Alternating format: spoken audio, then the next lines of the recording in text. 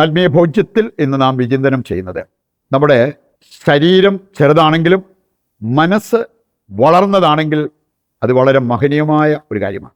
എന്നാൽ ശരീരത്തിന് വലിയ വളർച്ചയുണ്ട്, മനസ്സ് വളരാത്തതാണെങ്കിൽ അത് ശോചനീയമാണ്. മനസ്സ് വളരുന്നതാണ് ശരീരം വളരുന്നതിനേക്കാൾ നമുക്ക് പ്രധാനപ്പെട്ടത് എന്ന കാര്യം നാം തിരിച്ചറിയേണ്ട ഒരു യാഥാർത്ഥ്യമാണ്. ഞാൻ കേട്ടിട്ടുണ്ട് ചില വ്യക്തികൾ ഒരു സിനിമാ നടനെക്കുറിച്ച് പോലും പറഞ്ഞ ഒരു കാര്യമുണ്ട്. അദ്ദേഹത്തിന് കണ്ടാൽ നല്ല ശരീരം, ഒത്ത ശരീരം, പക്ഷെ അദ്ദേഹത്തിൻ്റെ സംസാരിക്കുമ്പോൾ ആ സ്വരം ഏതാണ്ട് സ്ത്രീകളുടെ സ്വരം പോലെ, അല്ലെങ്കിൽ ഒരു ഗാംഭീര്യമില്ലാത്ത ഒരു സ്വരം.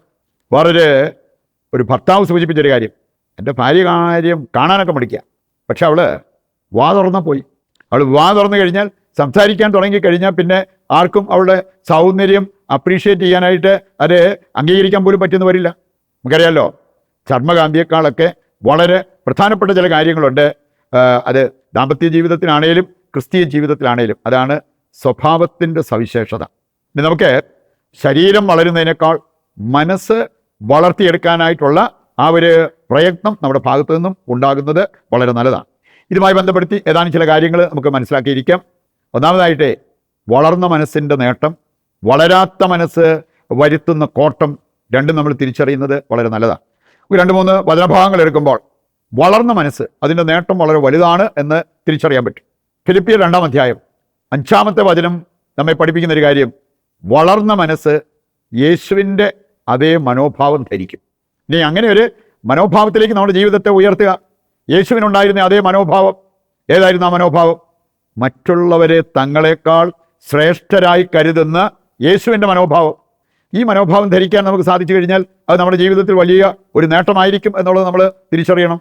വീണ്ടും നമ്മൾ കാണുന്നുണ്ട് മറ്റൊരു വചനം, സുഭാഷിതങ്ങൾ 14:30 വചനം, പ്രശാന്തമായ മനസ്സ് ഉന്മേഷം പകരും. ഇവിടെ മനസ്സ് പ്രശാന്തമാണെങ്കിൽ പല രീതിയിലുള്ള പല ജീവിത സാഹചര്യങ്ങളിലൂടെ നമ്മൾ കടന്നുപോയെന്ന് വരും. പക്ഷേ മനസ്സ് പ്രശാന്തമാണെങ്കിൽ അത് ഉന്മേഷം പകരും. ചില ദമ്പതിമാരുടെ കാര്യം പോലും ഞാൻ കേട്ടിട്ടുണ്ട്. ഒരാൾ എന്തു വന്നാലും അവർ അതിനെ ധൈര്യപൂർവ്വം നേരിടും. അവരുടെ ജീവിത പങ്കാളിക്ക് ചെറിയ കാര്യം മതി, അവരുടെ മനസ്സ് അസ്വസ്ഥമായി അത് ആ കുടുംബത്തിന് തന്നെ വലിയ പ്രശ്നമായി മാറുന്ന അവസ്ഥകൾ. പ്രശാന്തമായ മനസ്സ് ഉന്മേഷം പകരും. മൂന്നാമതൊരു കാര്യം, സുഭാഷിതങ്ങൾ 18:14 വായിച്ചാൽ നമുക്ക് കാണാൻ പറ്റും. അവിടെ പറഞ്ഞിരിക്കുന്നത്, ഉന്മേഷമുള്ള മനസ്സ് രോഗം സഹിക്കും. ഞാൻ കേട്ടാണ് ഒരു സ്ത്രീ, ക്യാൻസർ രോഗി, അവർ പറഞ്ഞത്, ഞാൻ തന്നെ അവരോട് ചോദിച്ചതാണ്, ഇത്രയും വേദനയും പ്രയാസമൊക്കെ ഉണ്ടായിട്ട് നിങ്ങളുടെ മുഖത്തത് കാണുന്നില്ലല്ലോ, മുഖത്തൊരു പ്രസാദം, ശാന്തത.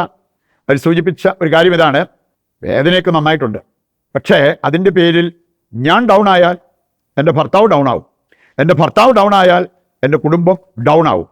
അതുകൊണ്ട് അത് വരാതിരിക്കാൻ വേണ്ടി ഞാൻ പുറമേ ഇതൊന്നും കാണിക്കുന്നില്ല, ഒരുപാട് വേദനയുണ്ടെന്ന്.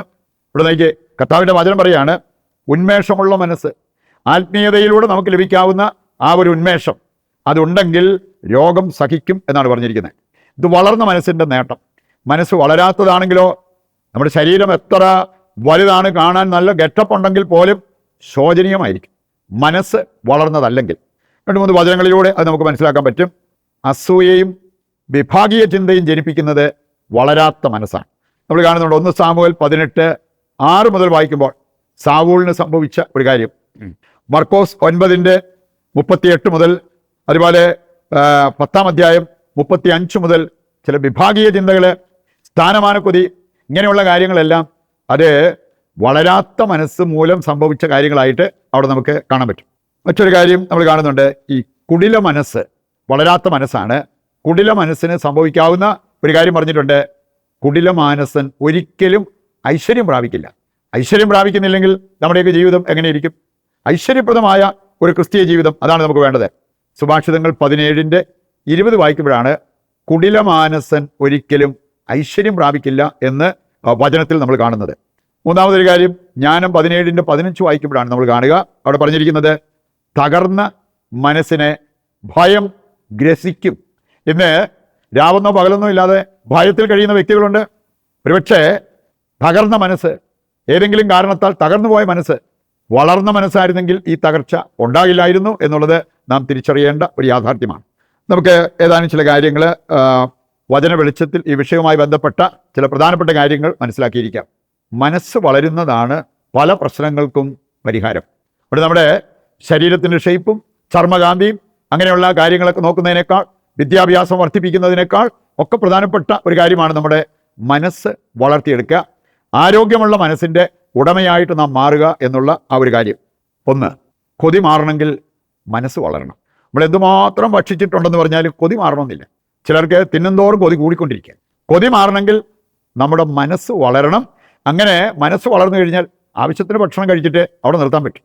അല്ലാത്തവർക്ക്, മനസ്സ് വളരാത്തവർക്ക് അങ്ങനെ ഒരു ഫുൾ സ്റ്റോപ്പ് ഇടാനായിട്ട് അവർക്ക് പറ്റിയെന്ന് വരില്ല. ആവശ്യത്തിനുള്ളത് കഴിച്ചു, എന്നാലും കഴിപ്പ് നിർത്തത്തില്ല. അത് മനസ്സ് വളരാത്തതിൻ്റെ ഒരു സൂചനയാണ്. രണ്ടാമത്തേത്, സംതൃപ്തരാകാൻ കഴിയണമെങ്കിൽ മനസ്സ് വളരണം. സാമ്പത്തിക മേഖലയിലാണേലും ചിലർ എത്ര ഉണ്ടായാലും സംതൃപ്തിയില്ല.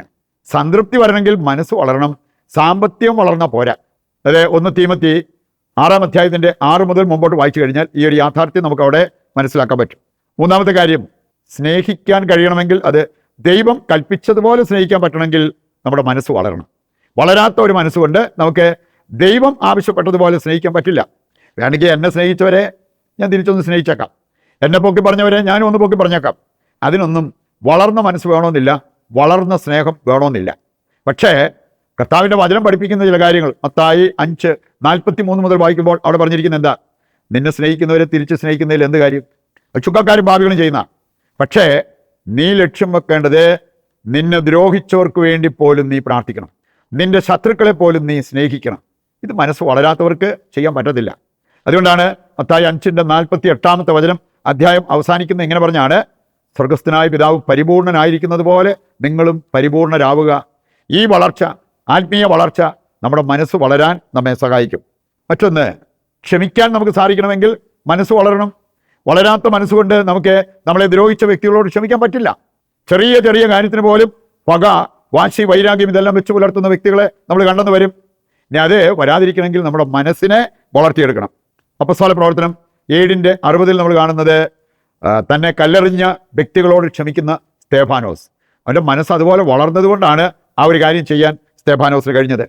1 സാമുവേൽ 24-26 അധ്യായങ്ങൾ വായിക്കുമ്പോൾ സാവൂളിനോട് ക്ഷമിക്കുന്ന ദാവീദിനെ കാണാൻ പറ്റും.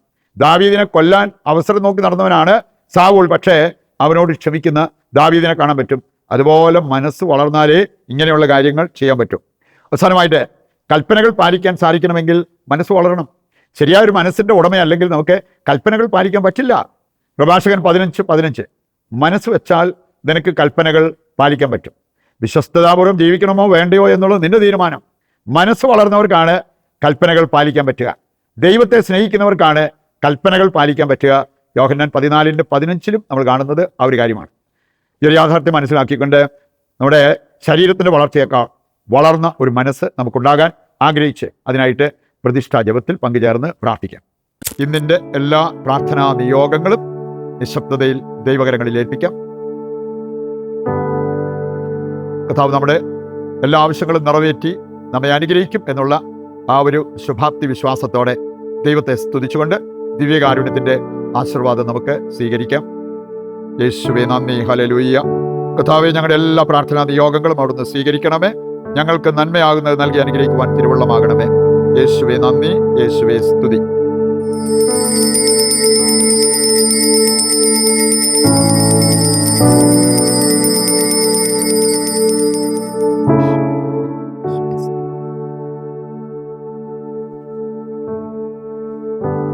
മറ്റൊരു എപ്പിസോഡുമായി നാളെ വീണ്ടും നമുക്ക് ഒന്നിക്കാം. ദൈവം നിങ്ങളെ സമൃദ്ധമായി അനുഗ്രഹിക്കട്ടെ.